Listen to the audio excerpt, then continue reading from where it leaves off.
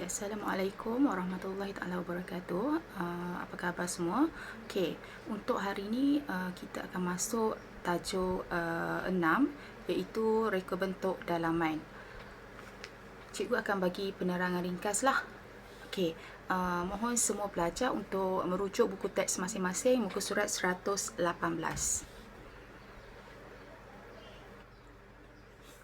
Okey, reka bentuk dalaman ni adalah satu ilmu yang menggabungkan elemen kreativiti dan juga teknikal. Pada zaman sekarang ni, reka bentuk dalaman ni telah berkembang lah. Maksudnya dikenali ramai dan juga ramai yang terlibat dalam bidang ni, ekoran daripada pembangunan yang sangat rancak. Okay. Seiring dengan tu juga disebabkan permintaan yang tinggi, maka peluang pekerjaan juga semakin luaslah dalam bidang ni, dan juga dari segi pendapatan pun sangat lumayanlah bagi yang menceburi bidang reka bentuk dalaman. Okey, jadi kita akan belajarlah lepas ni. Kita akan dengar apa prospek kerjaya yang boleh kita ceburi sekiranya kita terlibat dengan reka bentuk dalaman ni. Okey, tapi sebelum tu kita tengok dulu standard kandungan bagi reka bentuk dalaman. Dia ada 4 kat situ. Yang pertama, 6.1, pemahaman terhadap prospek kerjaya reka bentuk dalaman. Yang ni awak akan memahamilah, awak akan tahu apa kerjaya-kerjaya yang bakal awak ceburi sekiranya berminat untuk terlibat dalam bidang reka bentuk dalaman ni, kerjaya reka bentuk dalaman. Okey, 6.2, eksplorasi dan aplikasi pengetahuan dalam penghasilan konsep. Yang ni lebih kepada aktiviti di mana awak akan diberi tugasan untuk menghasilkan pelan lantai mengikut konsep lah, konsep yang diberi. Okey, yang 6.3, penzahiran idea dan konsep melalui pelbagai sumber dan teknologi dalam penjanaan tugas. Yang ni lebih kepada menghasilkan model lah, model reka bentuk dalaman yang dah kita kaji tadi, yang dah buat pelan lantai tadi, kita apply jadikan dia punya model, kita hasilkan model. Okey, 6.4, penghayatan terhadap hasil karya reka bentuk dalaman dengan menggunakan bahasa seni visual dan pemikiran seni visual. Yang ni dah siap model, pelajar akan buat perbentangan lah, perbentangan menggunakan bahasa seni visual. Maksudnya berkongsilah idea awak tu dengan rakan-rakan yang lain. Okey, kita masuk yang pertama dulu, iaitu yang pertama persepsi seni. Okey, standard pembelajaran kalau yang tadi 6.1 lah. Okey, murid boleh menerangkan prospek hala tuju reka bentuk dalaman. Okey, secara amnya reka bentuk dalaman ni dia punya fungsi dia adalah untuk mewujudkan ruang persekitaran yang mampu memberi kepuasan, keselesaan dan juga keselamatan kepada pemiliknya. Tak kiralah ruang rumah ke, ruang pejabat ke, ruang kafe dan sebagainya. Okey, bidang ini merujuk kepada aspek penataan ruang dan dekorasi dalaman sesebuah bangunan atau binaan. Okey, prospek dan hala tuju reka bentuk dalaman. Kerjaya reka bentuk dalaman antara kerjaya berpotensi besar dan mempunyai prospek yang menarik ekoran kepesatan industri pembinaan. Okey, sekarang ni banyak tumbuh kawasan-kawasan perumahan, pusat-pusat niaga. Jadi semua tu memerlukan khidmat reka bentuk dalaman. Sebab tu sekarang ni dikatakan bidang ni mendapat sambutan lah, dan diminati ramai juga berbanding pada suatu masa dulu. Okey. Yang kedua, melibatkan kerja-kerja merangka pelan lantai hingga membuat susun atur ruang dan objek sesebuah bangunan. Okey, dia punya proses dia bermula dengan kerja-kerja buat pelan lantai lah. Maksudnya kita susun atur dalam 2D drawing dulu. Maksudnya dapat gambaran awal lah. Itu dia proses daripada situ sampailah kita buat yang betul-betul punya susun atur perabot, dari segi warna dan sebagainya lah. Okey. Yang perlu pelajar tahu, sebagai seorang pereka bentuk dalaman, awak perlu ada kriteria-kriteria seperti berikut. Okey, yang pertama, perlu ada pengetahuan dan kemahiran. Contoh, boleh melukis pelan lantai. Kalau ikutkan sekarang ni, pelan lantai tu kita banyak menggunakan komputer lah. Kita punya software untuk 2D drawing. Tapi kena ada kemahiran asas dalam melukis jugalah. Bukan kata perlu hebat dalam melukis, bukan. Tapi ada skill melukis tu. Okey, yang kedua, kena ada pengetahuan dalam bidang prinsip dan elemen reka bentuk, iaitu susun atur ruang. Perlu ada kreativiti, tapi yang ni biasanya akan dikembangkan bila awak melanjutkan pelajaran lah dalam bidang reka bentuk ni. Okey, yang ketiga, perlu ada pengetahuan dalam teknologi perisian komputer. Okey, contoh boleh guna AutoCAD untuk 2D drawing, boleh guna Adobe Illustrator, Adobe Photoshop, 3D Max dan banyak lagi lah software untuk 3D drawing dan juga 2D drawing. Kena tahu, tapi benda ni semua dapat dipelajari sekiranya awak sambung belajar ke peringkat yang tinggi dalam bidang ni lah. Okey, keempat, kena ada kepakaran dalam pemilihan bahan kemasan dan rekaan perabot. Sebab orang beri tanggungjawab kepada kita sebagai pereka dalaman untuk hias ruang bilik diorang ke ruang pejabat diorang. Jadi kita kena ada kepakaran dari segi bahan kemasan, rekaan perabot, apa perabot yang terkini.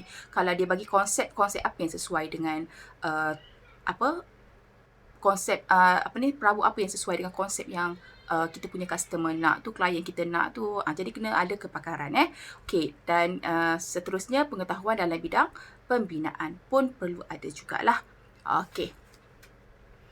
Seterusnya, okey, laluan untuk menceburi bidang reka bentuk ni. Kalau di negara kita, pereka bentuk dalaman ni perlu memiliki kelayakan sekurang-kurangnya mempunyai ijazah sarjana muda dalam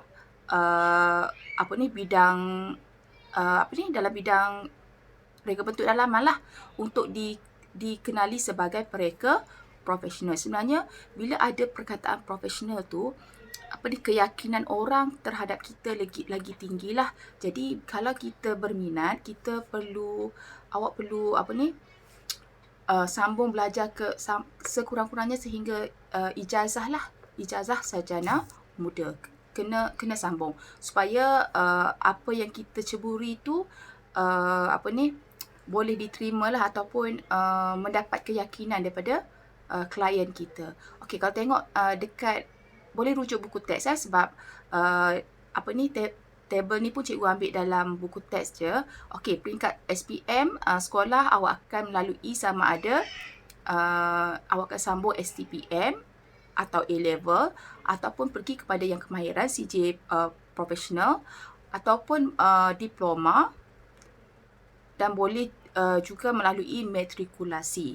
Okey, selepas selesai salah satu di antara ni, awak akan sambung peringkat ijazah sarjana muda lah dalam bidang reka bentuk dalaman. Okey, biasanya dalam tempoh 3-4 tahun untuk habiskan ijazah ni.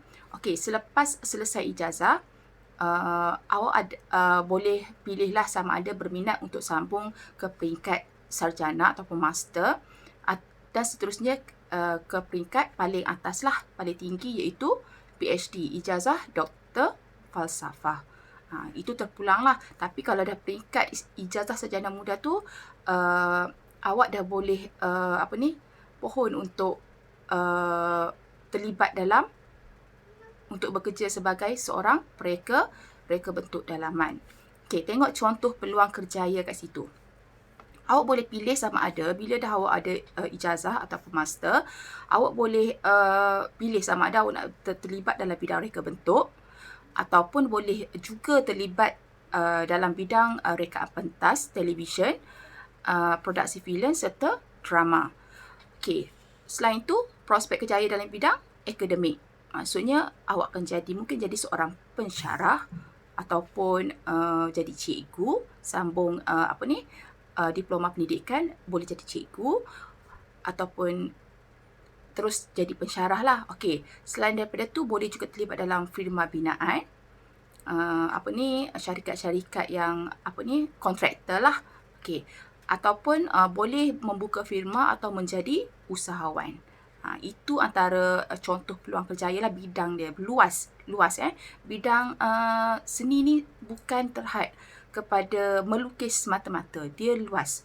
Jadi jangan risau. Awak sebagai calon yang mengambil elektif subjek PSW, bukan kata awak orang kata komang tu, tidak lah. Boleh pergi jauh dalam bidang. Dia luas. Dia luas. Okey. Kita terus kepada peluang kerjaya yang diberi dalam buku teks lah. Boleh rujuk kat situ. Dia ada bagi 5 contoh kerjaya. Okey, yang pertama dah tentulah pereka bentuk dalaman. Kita tengok sikit dia punya huraian kat situ. Okey, menentukan objektif reka bentuk melalui rundingan dengan pelanggan, membuat kajian susun atur, merancang kemasan untuk rumah, kediaman, bangunan awam dan ruang pameran. Itu pereka bentuk dalaman. Biasanya pereka bentuk dalaman ni dia lebih banyak deal dengan klien lah. Bermula daripada kena tahu konsep, lepas tu dia kena tahu kena tengok ruang yang hendak direka tu, saiz dia berapa, yang itulah biasanya. Okey, mewujudkan persekitaran yang selesa, ideal dan menarik hasil gabungan kreativiti, teknikal dan juga kemahiran. Okey, dah bila pereka bentuk dalaman ni dah deal dengan klien, dia akan bagi kepada satu lagi kerjaya lain, mungkin orang lain lah, bukan yang sama, iaitu pelukis plan. Okey. Sekarang ni kalau kita tengok pelukis plan pun ada yang buat secara sampingan. Dia panggil freelance lah. Maksudnya dia ambil upah untuk hasilkan plan lantai je. Dan biasanya memang bayaran dia agak tinggi lah. Contoh kalau kata seseorang tu nak extend dia punya rumah ke, dia perlu lampirkan dekat pejabat daerah lah, untuk permohonan sambung rumah tu, dia perlu ada pelan. Jadi ini yang permintaan ni lah pelukis pelan dapat tu. Maksudnya banyak sambutan tu sebab orang mencari untuk hasilkan pelan lantai ni. Tak semua orang dapat ada kemahiran tu. Okay, tengok dia punya ni, bertanggungjawab dalam penyediaan lukisan teknikal dan spesifikasi dari segi saiz dan juga susun atur lah, menyemak lukisan perunding, merekod serta menyelenggara lukisan tersebut, menyediakan kajian model, lakaran reka bentuk, lukisan kerja dan laporan berkaitan seni bina hiasan dalaman. Kemahiran komputer penting untuk memudahkan proses mencipta, mengubah dan menghasilkan lukisan kerja yang diperlukan. Perlu adalah sebab sekarang ni lukisan 2D ni biasanya kita hasilkan menggunakan komputer perisian 2D drawing. Okey, seterusnya kerjaya yang ketiga ialah perunding warna dan bahan kemasan binaan. Okey, kalau yang ni bertanggungjawab untuk memberikan khidmat nasihat berkaitan kesesuaian warna dan bahan kemasan mengikut konsep dan tema yang dipilih oleh pelanggan. Okey, kan biasa kita tengok dalam TV ke rancangan deko-deko tu, kan ada orang yang pakar dalam bidang. Okey, kalau dinding color ni, okey dia punya kabinet color apa. Maksudnya dia kena faham lah, okey kalau bahan pakai bahan ni apa yang sesuai dengan nak dikombine dengan bahan tersebut. Dia ada orang yang pakar dalam bidang ni. Okey, menyediakan reka letak dalam bentuk grid untuk menyusun bahan kemasan binaan. Menyediakan sebut harga dengan pembekal dan pekerja. Kena tahu dari segi harga jugalah, sebab bila kita nak dekor-dekor ni perlu ada bajet. Perlu nyatakan bajet. Kalau kata klien bagi bajet banyak ni, so dari segi penggunaan bahan kita kena hadkan mengikut bajet yang diberilah. Okey, seterusnya ada juga yang keempat tu, kerjaya yang keempat, pereka ruang pameran. Okey, ini lebih kepada mereka bentuk menyusun atur ruang pameran lah. Ruang pameran, galeri, muzium, kompleks membeli belah, ruang perniagaan, lagi besar. Okey, berdasarkan idea, tema atau produk yang ingin dipromosikan. Okey, menyediakan lakaran membina model dan prototipe yang sesuai. Bertanggungjawab menyediakan kos penyelenggaraan pameran. Okey, itu untuk pereka ruang pameran. Okey, yang terakhir yang diberi tu kerjaya keempat iaitu pereka set.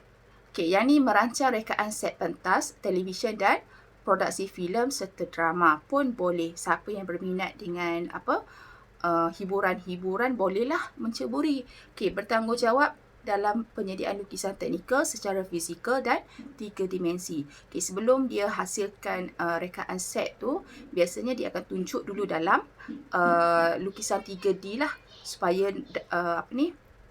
pengarah ataupun penerbit tu dia dapat tengok gambaran macam mana susun atur tu. Okey, menyediakan model set atau kita panggil mock-up yang lengkap. Mock-up ni adalah model yang dihasilkan tidak mengikut saiz sebenar lah, saiz kecil. Okey. Memberikan taklimat kepada kontraktor berdasarkan lukisan yang disediakan, sebab dihasilkan lukisan, so dia kena explain lah dekat orang yang nak buat tu. Menyebut sebut harga kepada pihak pembekal dan memantau kerja kontraktor dan petugas teknikal. Okey, itu 5 yang diberilah. Okey, selain daripada tu, macam yang tadi, yang dah cikgu dah maklum tadi, boleh ceburi dalam bidang usahawan, nak jadi nak buat bisnes berkaitan dengan reka bentuk dalaman, nak jual bahan-bahan yang diperlukan ke, ataupun boleh jadi pensyarah, terlibat dalam bidang akademik pun boleh. Selain daripada itulah. Okey, jelas untuk yang ni. Kalau ada masalah boleh rujuk cikgu baliklah. Okey, seterusnya kita tengok inovasi dalam reka bentuk dalaman. Okey, seperti mana cikgu bagi tahu tadi, bidang reka bentuk ni dah orang kata dah berkembang sekarang ni, dah berkembang. Kalau dulu bidang-bidang ni dia tak dipandang sangatlah. Tapi berlainan, situasi sekarang dah berlainan sebab dari segi negara kita pun dah berkembang maju dari segi pembangunan semua. Jadi permintaan terhadap reka bentuk dalaman ni, khidmat reka bentuk dalaman ni semakin tinggi sekarang ni. Oleh yang demikian, reka bentuk dalaman sendiri ni dah mendapat pengiktirafan dari Lembaga Arkitek Malaysia, sebab dia ada kaitan lah, ada hubungan. Sebab tadi cikgu dah katakan bidang reka bentuk dalaman ni dia melibatkan dari segi kreativiti individu tersebut, mereka tersebut, dengan teknikal dari segi pembinaan bangunan lah, lebih kepada struktur. Okey. Pertubuhan Pereka Bentuk Dalaman Malaysia ataupun singkatannya PPDM, Malaysian Institute of Interior Designer, MIID, ditubuhkanlah. Tujuan dia untuk tingkatkan industri reka dalaman di Malaysia. Dia banyak menjaga designer ni. Maksudnya dia nak menjadi suara kepada designer yang ada dekat Malaysia ni. Okey, contoh program PPDM yang anjurkan ialah antaranya pameran, bengkel dan seminar, menyediakan khidmat nasihat dan juga menjalinkan hubungan dengan badan-badan antarabangsa. Sebab dia nak memperkenalkan, dia nak kembangkan reka bentuk dalaman dekat Malaysia. Jadi dia banyak buat pameran, anjurkan pameran lah. Buat seminar, lepas tu mungkin terlibat dengan pameran-pameran luar dari Malaysia, lebih kurang macam tu. Okey, selain daripada tu, inovasi dalam reka bentuk dalaman juga melalui pertandingan dan anugerah yang yang dianjurkan lah. Bukan sahaja hiburan yang ada anugerah-anugerah, untuk bidang reka bentuk pun dia ada anugerah-anugerah dia lah. Pertandingan yang dia anjurkan. Contoh pertandingan dan anugerah, yang pertama tengok kat situ, anugerah MIID Reka Award 2018 Design Excellent. Maksudnya dia akan pilih, mungkin dia akan post dia punya hasil kerja, dan mungkin untuk setiap tahun tu dia pilih design mana yang paling orang kata wow lah, dan diberi anugerah. Okey, yang kedua, Reka International Design Award dan juga Reka Interior Exhibition. Pameran Reka lah. Ini antara event-event yang dianjurkan lah, lebih kepada untuk mencukil bakat dan juga kreativiti mereka muda. Biasanya pertandingan ni dia akan melibatkan student universiti, sebab dari situ dia nak tengok bakat orang, sebab bakat mereka muda lah, sebab biasanya orang muda ni idea dia lebih kreatif. Jadi dari situ bila dah memenangi sesuatu pertandingan tu, jadi orang tersebut lagi dikenali lah, boleh masukkan dalam dia punya resume untuk minta kerja. Senang lah nak dapat, sebab dia pernah memenangi apa-apa pertandingan, pernah dapat anugerah. Itu tujuan dia lah. Itu inovasi. Kita masuk pula pada eksplorasi seni. Persepsi, saya harap semua dah faham, semua dah tahu kerjaya yang dapat awak ceburi, laluan untuk terlibat dalam bidang ni, dan juga inovasi dalam reka bentuk dalaman. Sekarang ni eksplorasi, kalau ikut dalam buku teks, dia punya tugasan, dia kata anda dikehendaki mengenapasi kaedah reka bentuk dalaman berkonsepkan contemporary daripada 4 aspek penting dalam reka bentuk dalaman. Okey, dalam mereka bentuk dalaman ada 4 aspek penting yang perlu kita tekankan. Okey, yang pertama, kita kena tekankan aspek susun atur ruang dan objek. Yang ni melibatkan, dia berbezalah, dia ikut kepada klien kita. Kalau kata ruang yang besar, so kita boleh susun atur cara lain. Sekiranya ruang tu kecil, kita susun cara lain. Sekiranya ruang terbuka, macam mana susun aturnya. Okey, jadi kena kenal pasti. Itu aspek penting. Okey, yang kedua, dari segi pengudaraan. Pengudaraan maksudnya dari segi pengudaraan semula jadi, ada pintu, ada tingkap, ada lubang udara, dan juga pengudaraan yang ciptaan lah, kipas, aircon, perlu ambil kira benda ni. Okey, yang ketiga, pencahayaan, sama macam pengudaraan juga, sama ada pencahayaan semula jadi dan juga pencahayaan buatan orang lah, lampu dan juga apa lagi? Lampu lah biasanya, lampu dan juga cahaya matahari. Okey, yang keempat, anthropometrik. Okey, apa itu anthropometrik? Rujuk pada buku teks, dia melibatkan ukuran dan saiz manusia. Maksud dia kat sini, kesesuaian sesuatu perabot tu dengan manusia, dengan kita. Sebab dari segi, kalau kita tengok dari segi saiz ketinggian, orang Asia dengan orang Barat berbeza. Jadi biasanya kalau orang luar datang ke negara kita, mungkin dari segi kesesuaian kerusi tak sesuai sebab saiznya rendah. Kesesuaian anthropometrik ni lebih kepada kesesuaian sesuatu perabot tu, objek tu dengan manusia. Dari segi meja, macam mana keselesaan kita nak, janganlah meja tu terlampau tinggi ataupun terlampau rendah, tak boleh, tak sesuai. Jadi kena ambil kira. Okey, itu eksplorasi. Yang ni ekspresi. Okey, ekspresi ni lebih kepada hasilkan pelan lantai. Pelan lantai dan juga model.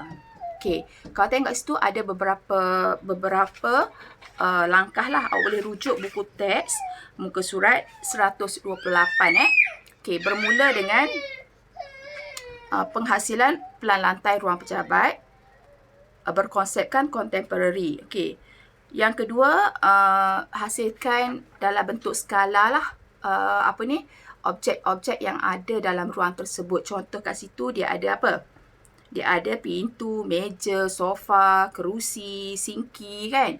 Jadi dia apply benda tu semua dalam lukisan pelan lantai lah.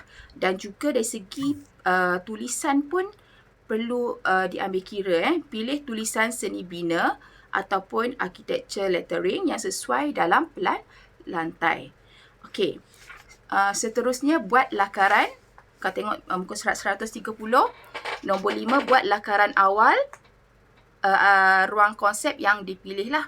Okey, kemudian kemas kini lakaran mengikut skala. Skala ni maksudnya kita kecilkan lah saiz sebab takkan nak masuk dalam lukisan tu, dalam pelan lantai tu saiz yang sebenar. Jadi kita kena skalakan. Kalau satu skala 10, semua objek dalam pelan lantai tu perlu ikut 1:10. Jadi kena kecilkan semua. Okey. Lepas tu siap ikut skala, kita buat rendering lah pada lukisan pelan lantai supaya lebih kemas. Rendering ni masukkan color-color sikit, macam tu lah. Okey. Yang ke-8, hasil lukisan pelan lantai dengan rendering yang lengkap. Okey, 9, label yang sesuai pada pelan lantai untuk memastikan pelan tersebut lengkap. Maksudnya bila orang tengok tu, orang faham pelan lantai tu, tahu itu objek apa. Sebab tak semua orang tahu simbol-simbol yang kita gunakan. Jadi kena letak label. Okey, seterusnya selepas siap pelan lantai tu, maka bermulalah untuk hasilkan pula model. Model yang berdasarkan pelan lantai tadi. Kalau ikut tengok dalam slide cikgu tu, contoh yang terakhir tu, model yang dah siap lah. Model dalam bentuk 3 dimensi. Maksudnya kita hasilkan, kita nampak dari segi ruang, dari segi susun atur, dari segi pemilihan bahan, dari segi warna, nampak semua kat situ. Okey, itu penghasilan model. Okey, dan terakhir sekali, yang terakhir, apresiasi seni. Yang ni lebih kepada sesi pembentangan lah. Maksudnya untuk bahagian ni awak dah siap hasilkan pelan lantai, awak dah siap hasilkan model reka bentuk dalaman. Okey, cuma tinggal lagi nak berkongsi pengalaman dan pengetahuan dengan rakan-rakan. Sesi kritik. Awak cerita reka bentuk awak dan rakan cerita reka bentuk dia dan sama-sama berbincang, sama-sama berkongsi idea lah. Okey, itu untuk apresiasi seni. Okey, jadi cikgu rasa itu sahaja untuk tajuk ni. Cikgu harap semua faham lah. Okay, semua jelas. Sekiranya ada masalah, boleh rujuk cikgu balik lah. Okay. Terima kasih daripada cikgu. Untuk aktiviti seterusnya, cikgu akan lampirkan latihan lah. Okay. Terima kasih semua. Assalamualaikum.